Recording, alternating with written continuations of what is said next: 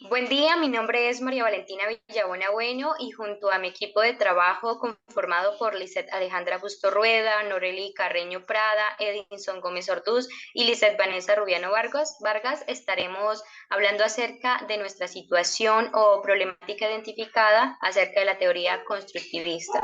Inicialmente, en nuestra situación encontrada tenemos la investigación por exploración y descubrimiento.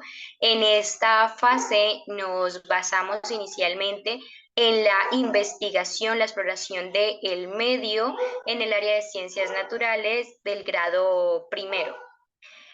Es importante resaltar que tuvimos en cuenta la importancia de la exploración del medio para la realización o la adquisición de aprendizajes significativos que realmente logren motivar a los estudiantes y en su defecto logren capturar la atención para un aprendizaje ameno, continuo y placentero, por supuesto.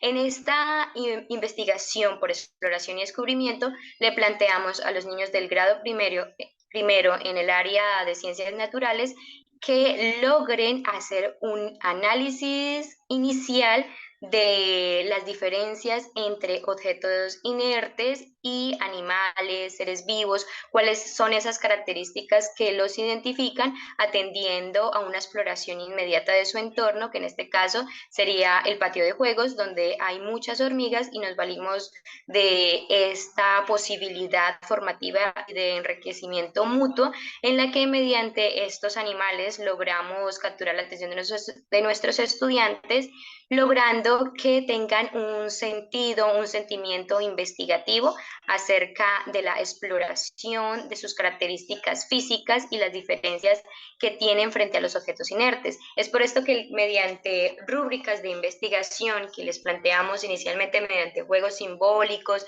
juegos de roles, motivándolos hacia que vamos a crear un espacio en el que somos investigadores y vamos a determinar las características de los animales. Esta rúbrica nos ayudará a que mediante pictogramas los estudiantes logren registrar inicialmente de manera libre, de manera autónoma, sus aportes, sus observaciones, cuántas patas tienen, cuántas antenas, de qué color encontraron en el patio, si son pequeñas, si algunas son grandes, si encontraron con alas, si no, de manera que logremos generar un aprendizaje significativo mediante la confrontación de estos conocimientos que los ayudan a complejizar, por supuesto. Durante nuestra exposición estaremos explicando los aspectos que tuvimos en cuenta para lograr hilar la investigación. Inicialmente tenemos como fases que componen nuestro proceso el aprendizaje significativo, del cual nos estará hablando nuestra compañera. Bueno, muchas gracias, compañera. La primera fase es aprendizaje significativo. El autor Ausabel dice que el aprendizaje significativo receptivo ocurre en la medida que los materiales potencialmente significativos llegan a la estructura cognitiva y con ella interaccionan siendo aproximadamente sumidos por un sistema conceptual relevante y más inclusivo. Ejemplo, aprender los nombres de los animales puede ser una buena táctica para fomentar el conocimiento significativo. Y es que durante este proceso los niños comprenden los sonidos de cada animal, sus colores, el tamaño, si es grande o pequeño, más características posteriormente si visitan una granja y ven esos animales en su propio espacio. Relacionan lo aprendido previamente en la escuela con lo que están viendo. Mi compañera Norelia les va a explicar sobre los estadios del desarrollo. Gracias, compañera. Bueno, los estadios de desarrollo, para que se produzca el desarrollo cognitivo, Piaget establece 4 estadios o etapas. El primer periodo o estadio es el sensoriomotor, que va desde los 0 años hasta los 2 años. El segundo estadio es el preoperacional, que va desde los 2 años a los 7 años. El tercero es el de las operaciones concretas, que este va desde los 8 años a los 12 años. Y el último periodo o estadio es el de las operaciones formales, que va desde los 12 a los 16 años. Un ejemplo en el aula que podemos utilizar es el método que permite descubrir o reconstruir situaciones centrándose en el aprendizaje más que en el resultado final. Fomentar las actividades colaborativas e individuales donde los niños aprendan unos de otros. Bueno, la tercera fase que compone este proceso es la zona de desarrollo próximo.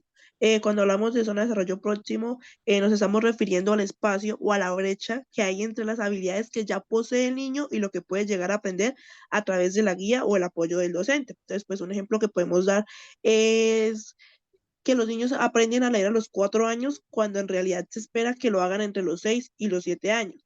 Pero eso se logra pues debido al proceso que lleva y aquí cobra pues mayor importancia el rol del docente.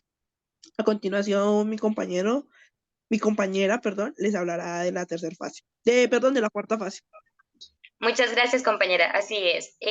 La cuarta fase es el andamiaje. El andamiaje es muy importante ya que, como lo manifiesta Brunner, es una forma de ayudar a nuestros estudiantes de manera que logran adquirir competencias cada vez más complejas que les permita dar respuesta a problemáticas que puedan encontrar en su realidad, que puedan encontrar para lograr un conocimiento más estructurado, es decir, que puedan utilizar esas habilidades cooperativas para desarrollar otras mucho más complejas, es decir, un ejemplo sería la forma en la que adquirimos la lectoescritura. Inicialmente empezamos adquiriendo facilidad para entender ciertos fonemas y después o posteriormente continuamos creando una distinción en lo que sería el dibujo y el grafema como tal, y así complejizando hasta lograr un óptimo desarrollo de la lectoescritura o una lectura convencional.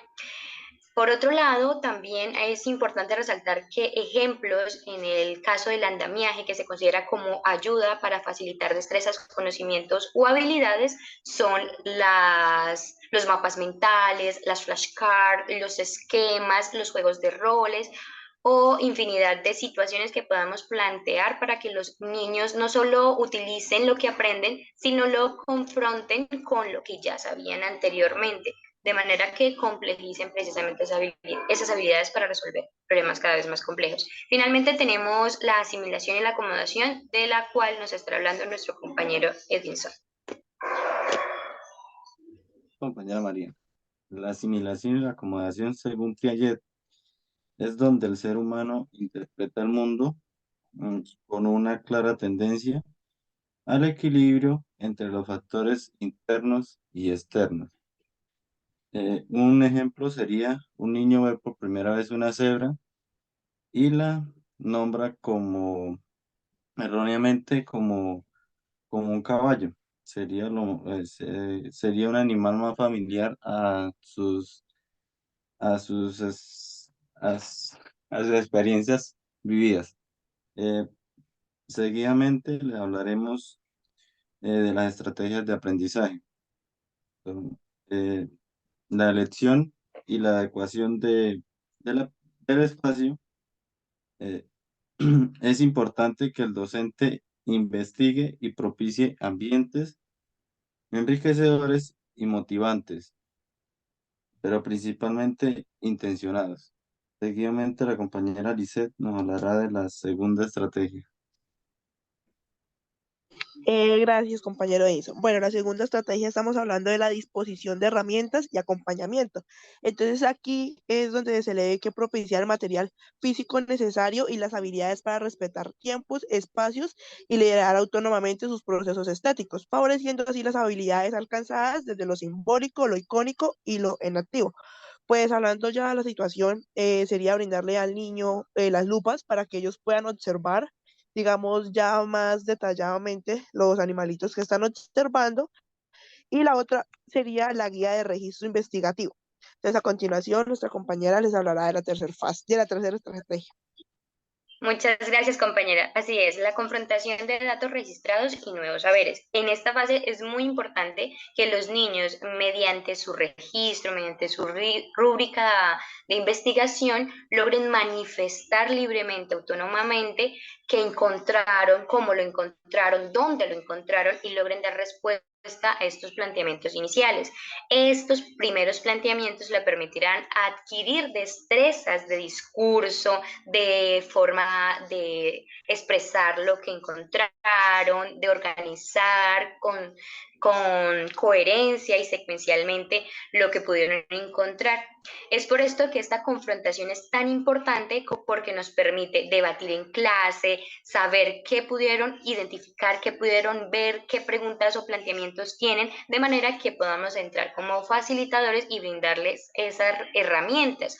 No darle solución a su planteamiento porque así lo queremos decir nosotros, sino brindándole realmente diferentes formatos en los que ellos puedan decidir: estoy de acuerdo con lo que estoy observando, pude confrontar esos conocimientos en diferentes formatos, como lo son videos informativos, como lo son los libros, que son fuentes confiables de información, en la que los niños logran hacerse esas preguntas infantiles, como lo son: ¿qué comen las hormigas? ¿Por qué algunas hormigas tienen alas?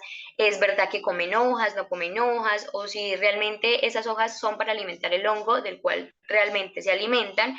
¿Cuánto puede llegar a medir un hormiguero? ¿Qué tan profundo puede ser? ¿Tienen roles dentro de su colonia? ¿No lo tienen? ¿Por qué?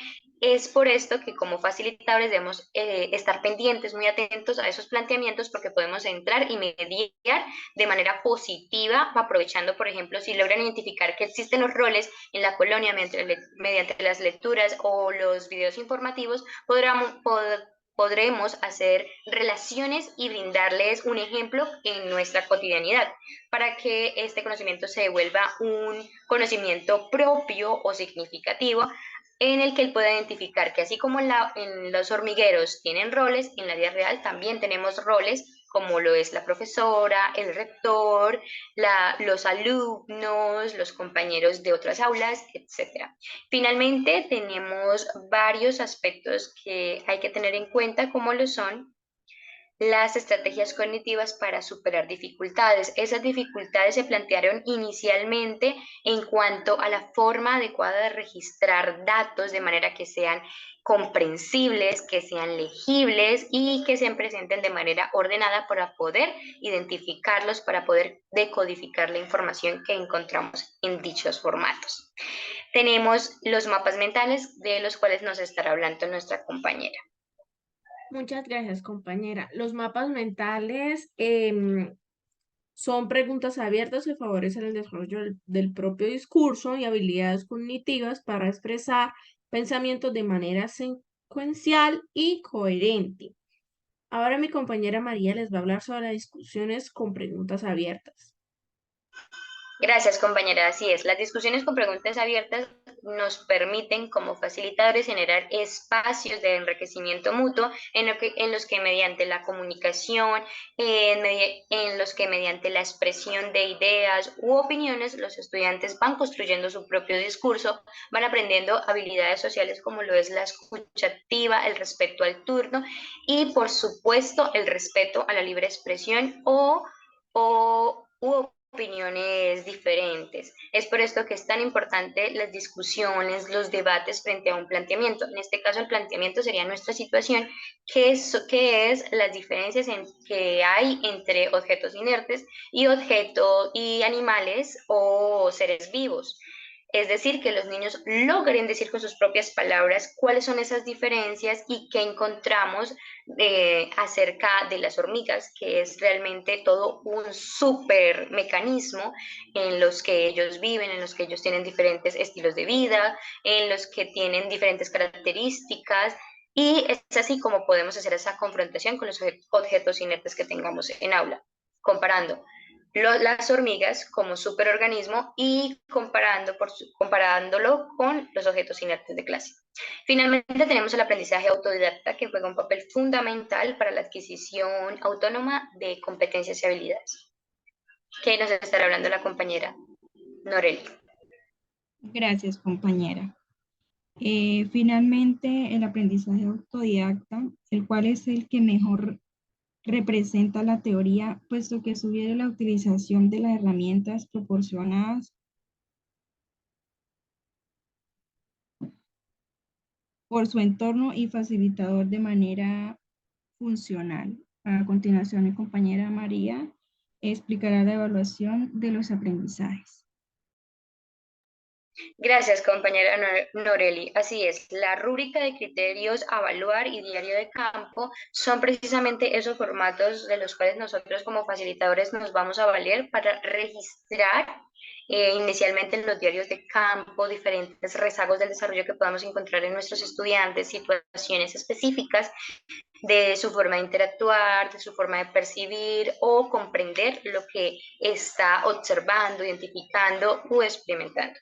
Es así como también tenemos la rúbrica de criterios que nos ayudará a tener unos estándares, a tener unos criterios específicos de evaluación, qué es lo que estamos evaluando, cómo lo estamos evaluando, para qué lo estamos evaluando. Todo esto debe ir en la rúbrica de evaluación que nos permite precisamente facilitarnos el proceso de registrar una evaluación coherente, constante y que responda a los propósitos de enseñanza que planteamos inicialmente en la situación. Finalmente, queremos agradecer la escucha atenta y la observación de este video en el que planteamos nuestra situación. Muchas gracias.